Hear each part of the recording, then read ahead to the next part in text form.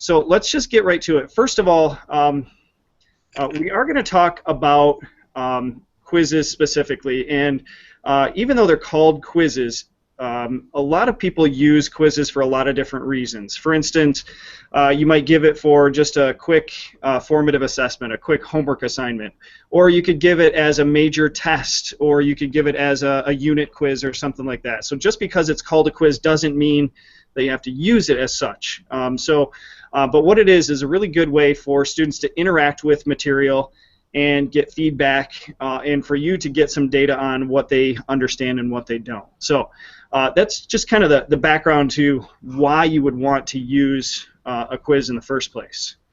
So what we want to do today is walk you through the two main steps to creating a quiz. There are two main steps. The first step is to set up the link, to set up all the parameters, to set up all the restrictions and all the rights and all those kinds of things. And the other step is to actually add questions that students can answer on the quiz. Okay, so let me go ahead and share my screen here, and we'll get it. What I'm going to do as we go through this is actually create a quiz so that you can see how I would do it. And I'm going to start with the simplest way to create a quiz here, because as we pointed out in the last session, can everybody see my screen okay? Yes. Yes. Okay. One of the things we pointed out in the last session is you can actually just go ahead and get started on a quiz right away. You could just set a quiz in motion, you can put questions on it and try it out with kids without having to mess with all of the fancy parameters that go along with the quiz. So let me just show you how to do that. I have this is kind of like my iLearn course to just kind of play around with things and try things out. So that's why it says Harrison up at the top. To get started on creating a quiz, I'm going to click right here where it says Turn Editing On. And if you've messed around with iLearn or with Moodle at all, you know that that's the first thing that you have to set in motion in order to do anything. Okay, and I'm going to go down to topic 1 here, and that's where I'm going to add my quiz. So I'm going to go down to Add an Activity or Resource.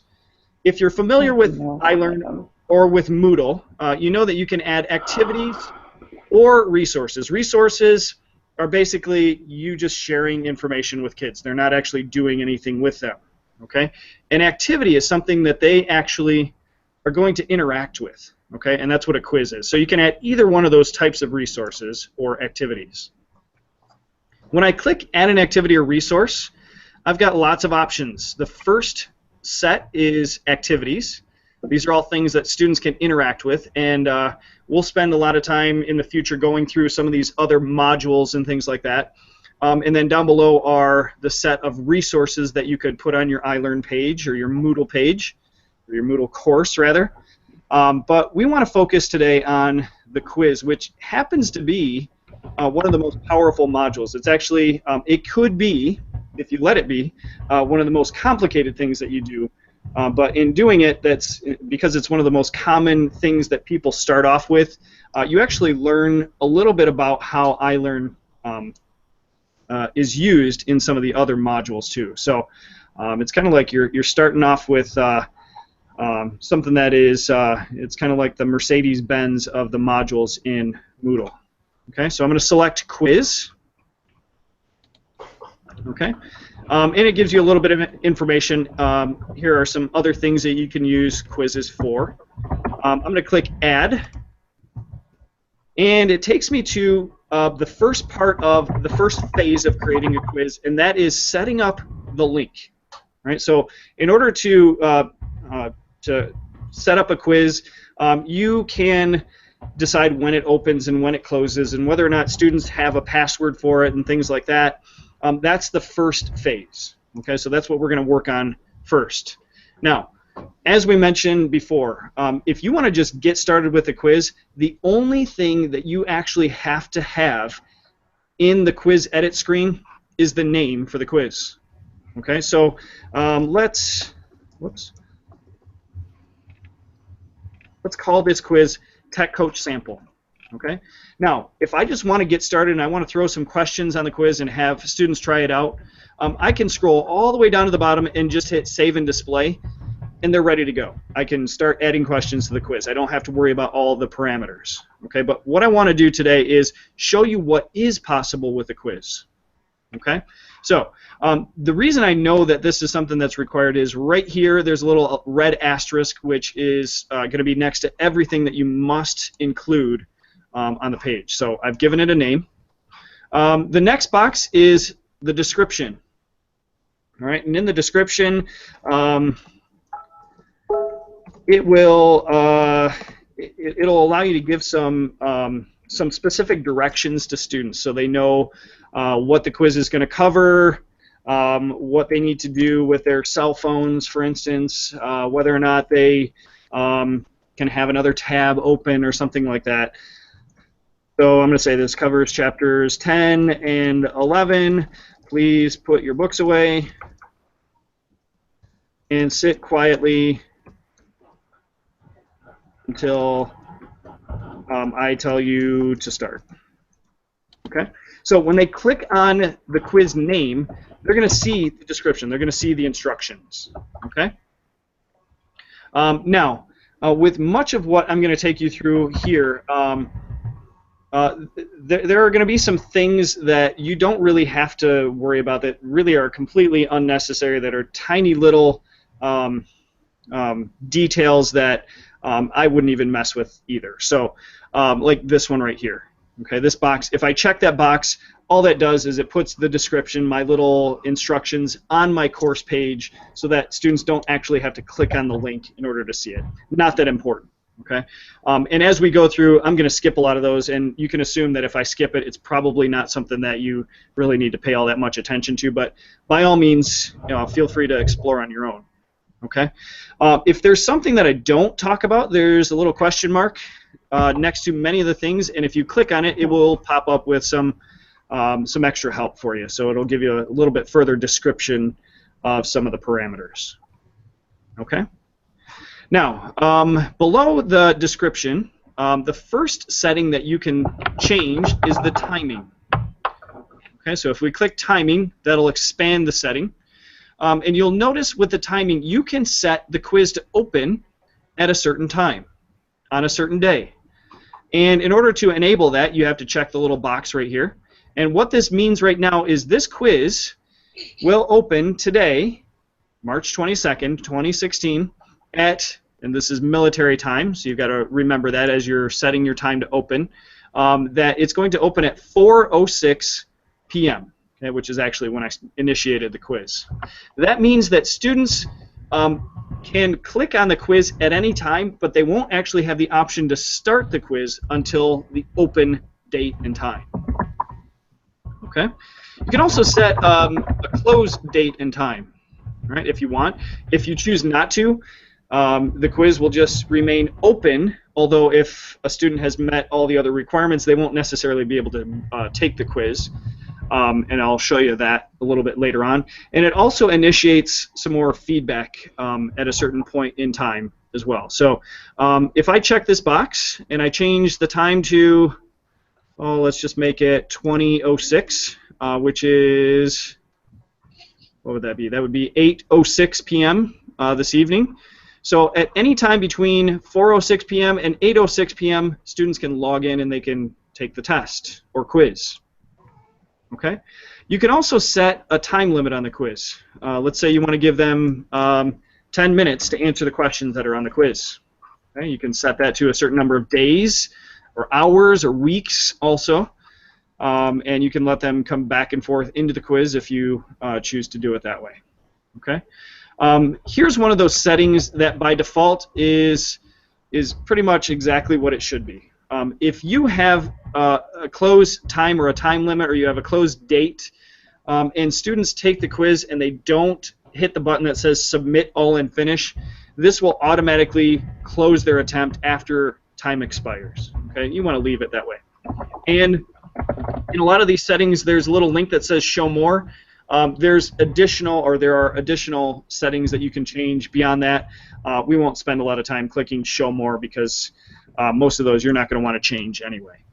Okay, so that's the timing of the quiz. Any questions from anybody? And Bob, now would be a good time to remind people about our document on the Yeah. Tech Coach blog. Right. Do you want to show them that, Amy? Sure. Let me just share my screen here. 1 second.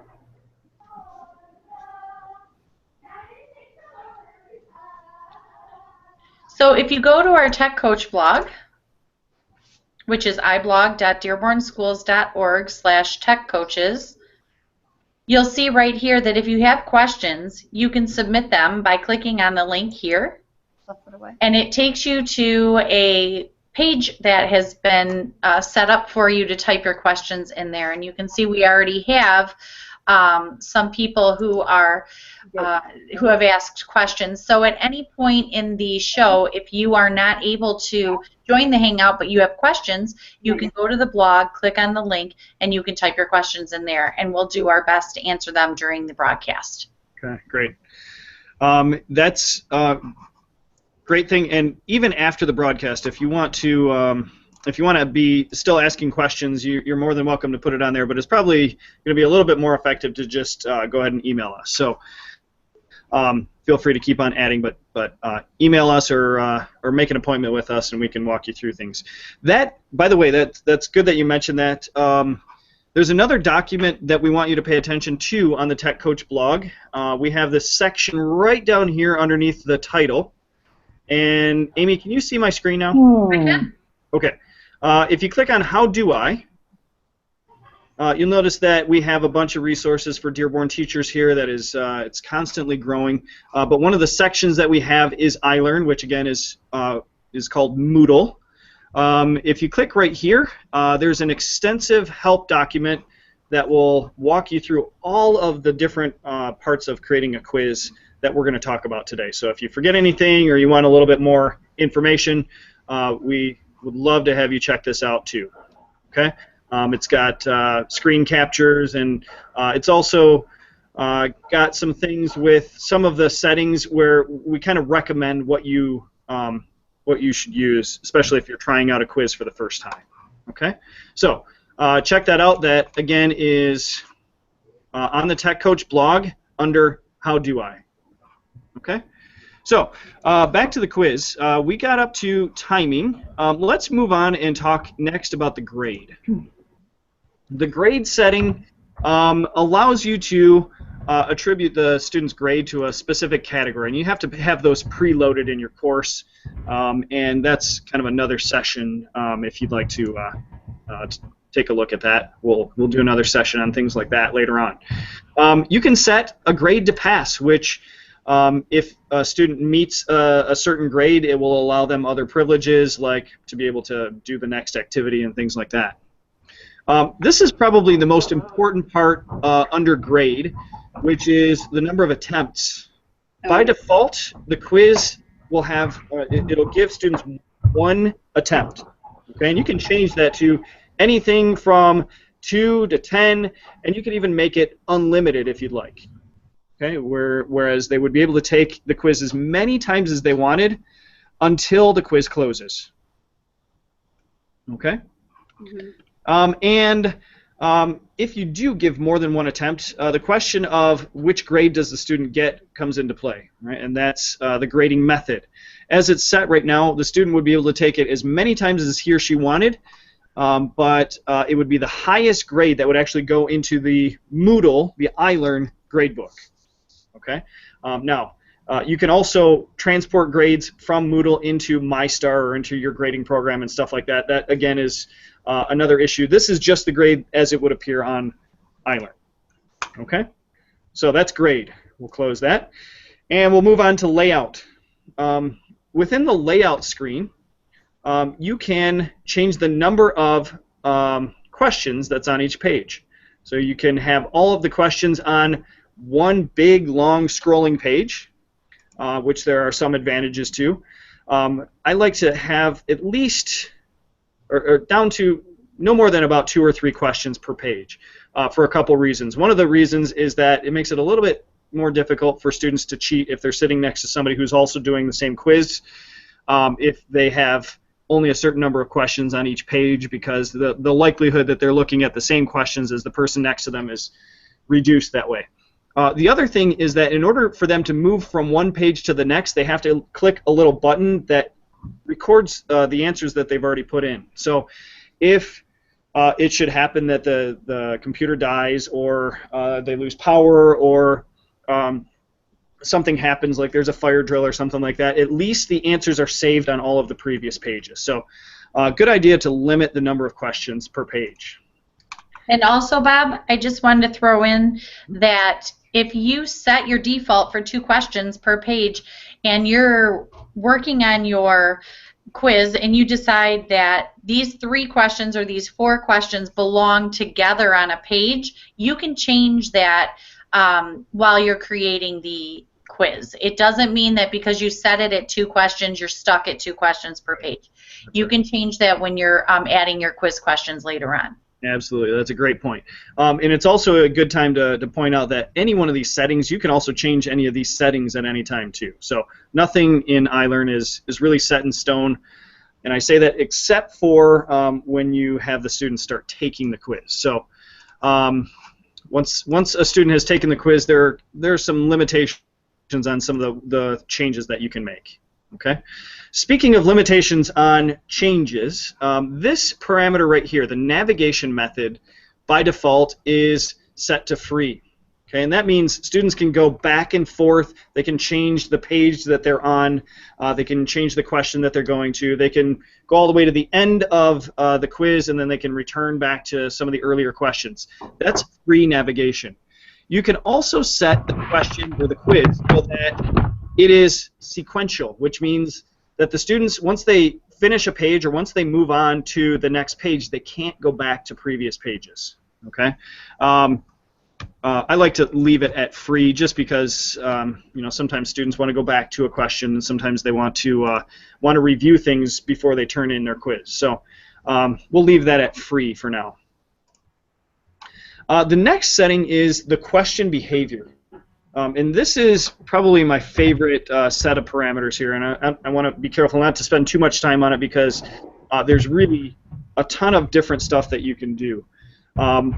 Starting with this one, this one's obvious, shuffling within the questions. That's if you have multiple choice questions, it'll shuffle the answers, the choices A, B, C, and D from student to student. Okay, and you can turn that off if you'd like to.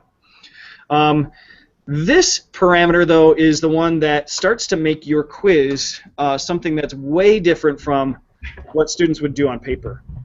Okay? By default, question behavior is set to deferred feedback, which means students are going to answer all the questions. They're going to turn in their test to the teacher, to you, and because it's also online, any questions that are automatically graded will be graded, and they can get their grade and they can get their feedback as soon as they turn it in. Okay? Just like a normal test, although they're going to get a little bit quicker feedback probably. Okay? But when you click on the drop-down, you see that there are many other question behaviors to choose from, one of which is my favorite, which is adaptive mode. Okay? So adaptive mode allows students to answer a question, and with some of the feedback that we're going to put in motion a little bit later, they can decide whether or not they want to answer the question again if they get it wrong.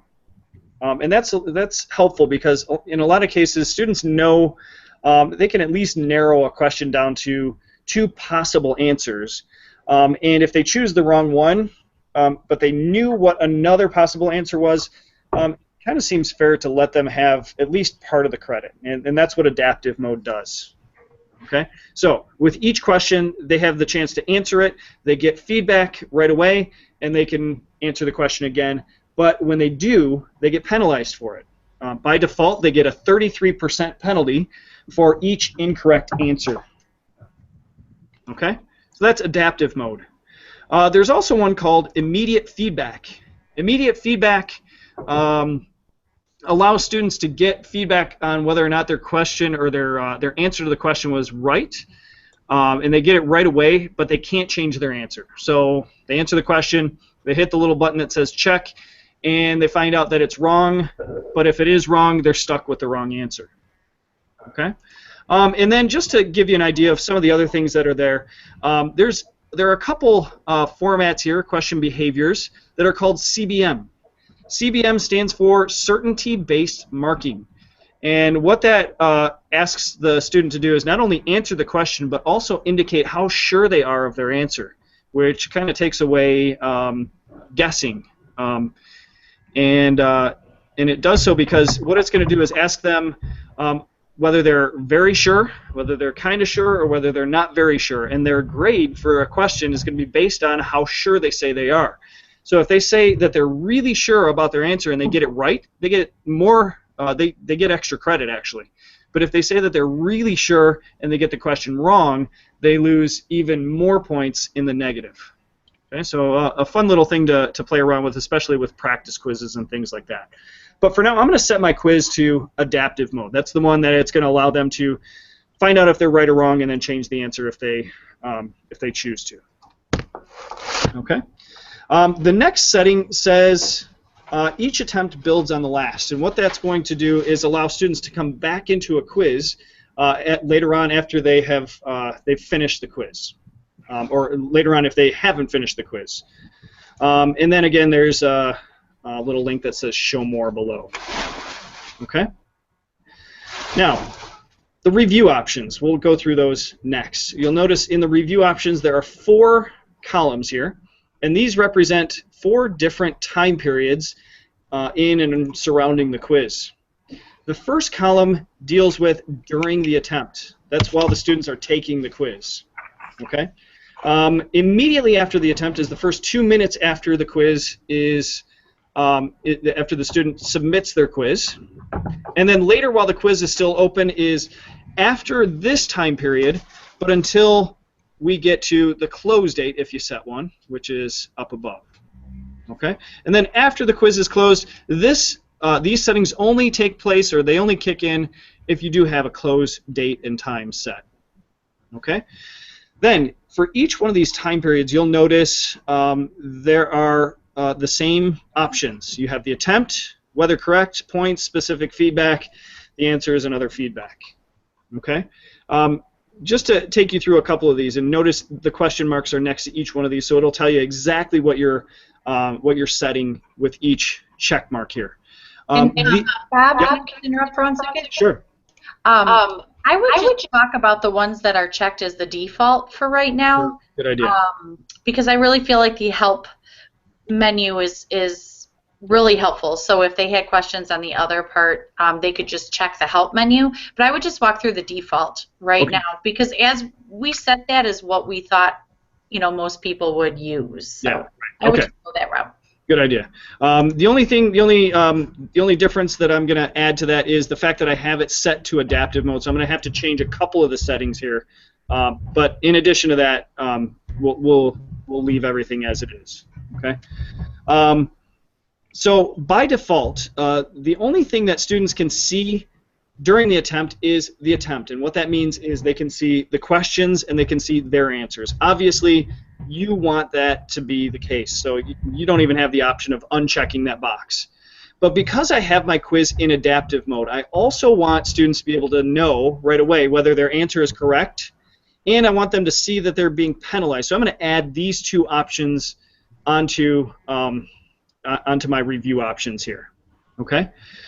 Beyond that, you can put specific feedback into questions and give feedback based on whether they chose answer A or answer B or C or whatever.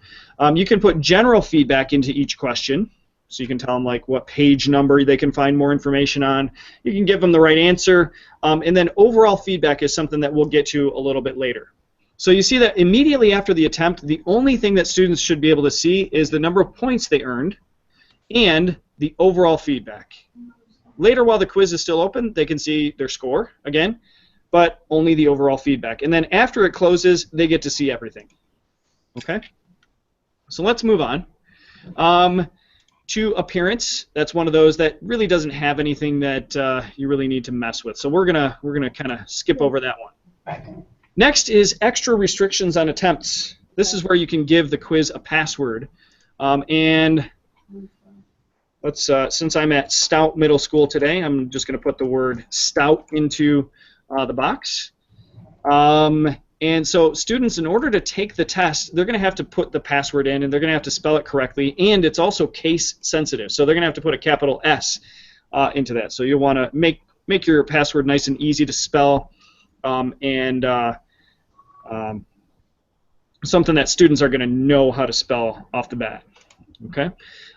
You can also restrict a quiz to a certain network address. So, and we won't go into that too much here, but this is one of the ways that you can make sure that people or students are in the school building in order to take a quiz. So that prevents a student just, who just happens to know the password, but who's sitting at home trying to take the quiz at home.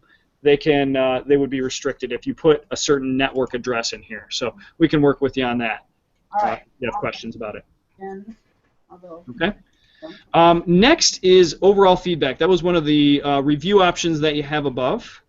Overall feedback allows you to give students comments based on the score that they earn. So let's say all the students that get between a 90% and a 100%, which is already here by default, you want them to see the word excellent as soon as they finish the quiz. Okay, and then between 90 and, let's put an 80 down here, you want them to say nice work. Okay. So this is overall feedback, and again, they will see that by default if you put anything in there, but you don't have to put any overall feedback in there if you don't want to. Okay. Next is common module settings. This is where you can decide if you want to show or hide the quiz, and you can also do that from the course main page. That's just a video training. You can also separate the results out by group if you have groups set up in your course. So if you have your course set up into first hour, second hour, third hour, and things like that, you can separate their quiz scores based on groups. Okay. And then we have restrict access, which is a more advanced feature. I don't recommend that you play around with that until you really know what you're doing with iLearn first. I can still help. So we're going to hit Save and Display, and that's going to end the first phase of creating a quiz, which is setting all the parameters for the quiz. And I just want to remind you once again that you don't actually have to actually change all of the settings in order to give a quiz. All you got to do is give it a name. And so these are just some of the other things that you can do along with it. Okay? So we are going to we're going to hit Save and Display, and we're going to go to phase number 2, which is actually adding questions to the quiz. Now, when we do that, you get to see what you've set up so far. You've got the name of the quiz. You've got your directions or special instructions. You've got the parameters, the open and the close date and time. You also, and students will see this too, they'll see the open and the close date and time, and they'll also see that they need to know the quiz password in order to access the quiz. And so even though they can click on the quiz, they can see all of these other things, they can't actually start it until they put the password in. They also see the time limit, and they'll see how they're going to be graded. And if you set a limit on the number of attempts, they'll see how many attempts they're limited to. Okay? So let's start phase 2 of creating a quiz, and that is adding questions to the quiz. And you do that by clicking Edit Quiz. Now, on this screen, you'll notice there are a couple things that you can change, one of which is the maximum grade. So let's say we only, by default, it's going to give 100 points as the maximum grade. But let's say we want to make it out of 50 points. So we can change that number 100 to 50. And we have to make sure we save it. Okay. Either way, it's going to calculate a percentage of the points earned and then multiply that by the maximum grade. Okay. So that makes it a little bit easier for you to put it into your grade book if you're going to grade the quiz. Okay. You can also shuffle the questions. So each student is going to have a different question order, and you do that by checking the shuffle box here. All right. But to actually add a question, and you can do this in a lot of different ways, but we're going to show you one of them here, and that's actually to put the question right onto the quiz right within Moodle. You just click the link that says Add. Now, when you do that, you notice that you've got 3 options. One option is a new question. So you can create a brand new question right from scratch right here. Okay? The next option is from a question bank. If you have questions preloaded in a question bank, you can just draw from the preloaded question bank. Or you can select a certain number of random questions from a question bank as well. And that's, again, one of the advanced features of iLearn that you can play around with when you get really good at it. But for now, let's just create a new question here. By request, we're going to take a look at the gap fill style question. That's one of the questions that we have available to us here in Dearborn. But before I click on gap fill, you'll notice there are lots of other question types, and we'll actually probably do another session just on question types that you can use on your Moodle quizzes. All of these, with the exception of the essay question, are self-graded. So they will automatically be graded, and if you put feedback into the question, it'll give the student feedback right away as well. Okay? So, except for the essay. The essay is going to need to be manually graded if you put one of those on your quiz. So, let's choose the gap fill question, and I'll show you how to do that. So we chose gap fill. We're going to click add, and this is what it looks like anytime you create a question right here in Moodle. It's going to give you the question type up here, and you can click on the question mark to find out more about it if you'd like. It's also going to tell you what category it's going to put the question in. Right? And right now I have lots of categories already preloaded into my course, but it's going to put it into the default category unless I choose one of those other categories. And again, you have to preload those categories if you'd like. The next thing and the first thing that you have to have is a question name. All right, so the question name is something that students will not see, but you will, especially when you look for a question in your question bank. So let's give it a name. I'm a biology teacher, so I like to give examples of things that are related to biology. So let's just call this one cells. Okay? The question text is the first thing that students are actually going to be able to see. So they won't see what the question name is. So you can name it whatever you want. You can give a learning target number, or you could give it a standard or something like that, or you can even put the right answer into the question name, and students will never see that that part of the question. Okay? Because this is a gap fill question, we're going to put in an entire statement that we want students to fill in the gaps for. Okay? So let's just make it nice and easy here. Let's say all living things are made of cells. I'm going to type out my entire statement, okay? And let's just put another statement in there so we can have some more blanks. These are made of parts called organelles, okay? So I've got a couple statements here that I'm going to want students to fill in the gaps for, okay?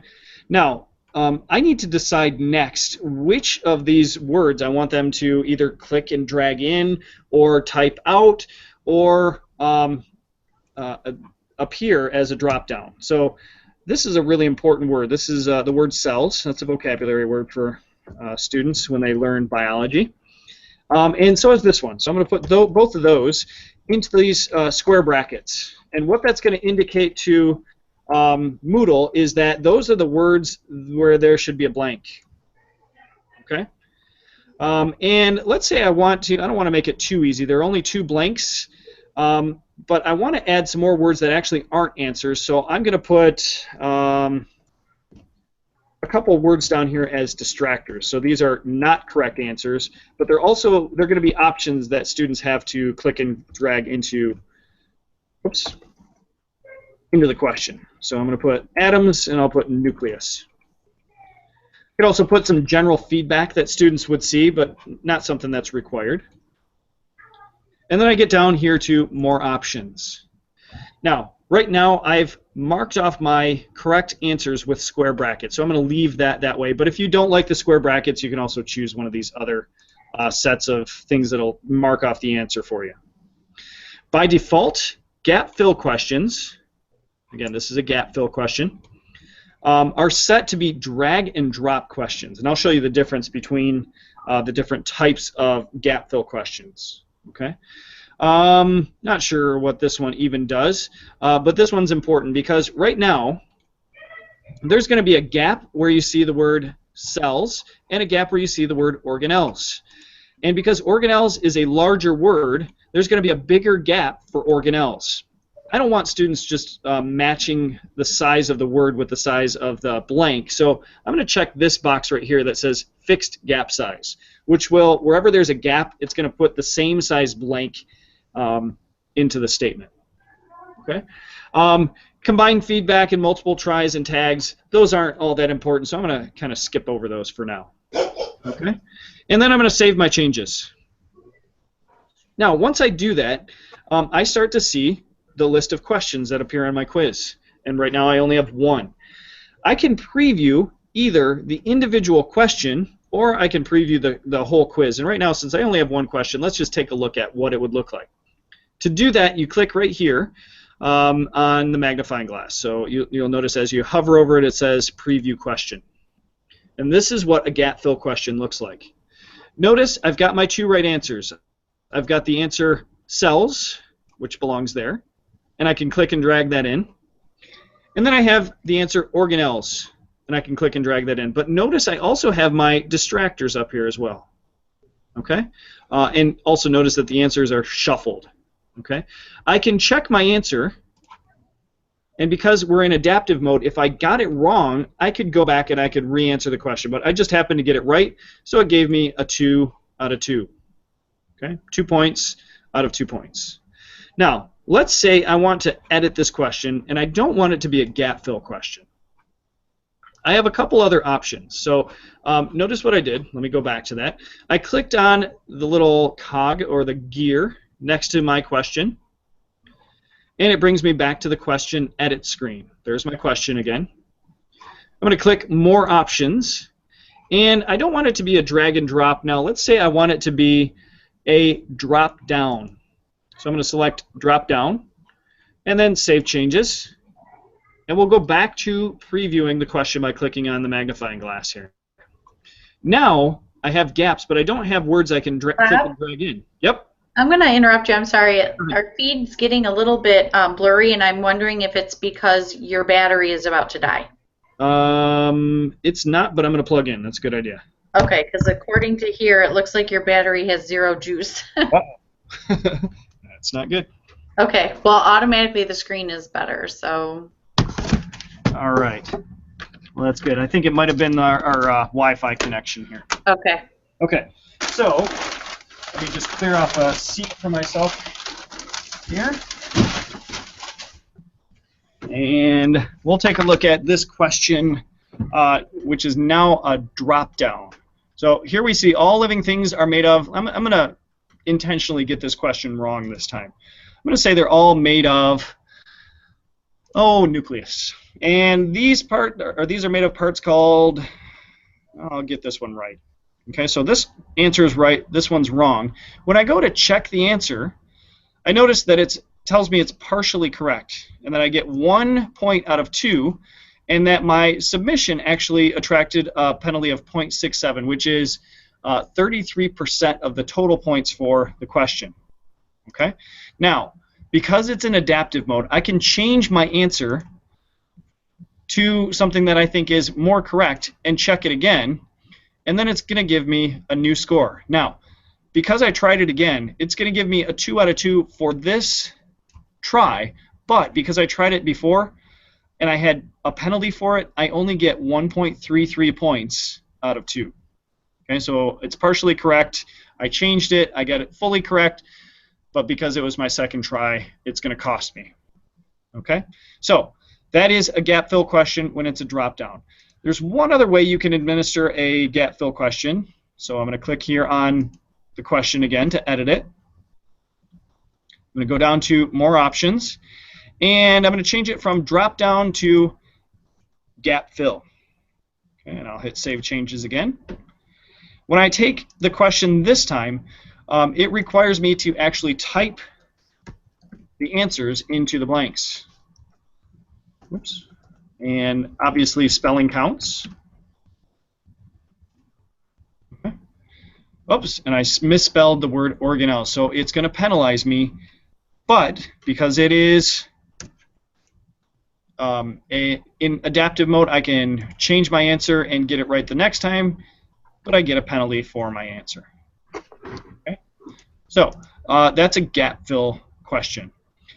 You can continue adding questions onto your quiz by clicking either add above or below these questions, and it'll put the next question wherever you click the word add. You can check out the other video from today to show you how to add a multiple choice question and how to mark the right answer and things like that. So that's how you do phase 2 of creating a quiz. So Amy, what do you think? Did we get everything? I think we did. I think we covered everything that people would need to get started with a quiz. Like I said, all the questions were pretty straightforward. The question marks that you can click on to add to ask questions and get help. And also we have that doc that's still open. We don't have any more questions on there. Okay. And people can email us if they have any more questions. Okay, sounds good. Ladies, Angie or Monica, any questions from you guys? No? Okay. I think you have Monica muted. Do I have her muted, or is she muted? Let's see.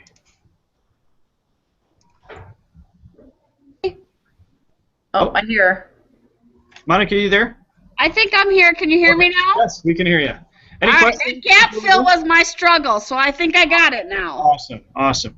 All right, well, ladies, thank you for joining us. And like Amy said, you can feel free to email us at any time and or make an appointment. We'll come and show you how to do things. So. Thank you very much. I appreciate it. All right. Have a good day. Thanks, You too. Bob. Bye. Bye-bye. Thank you, guys. Bye.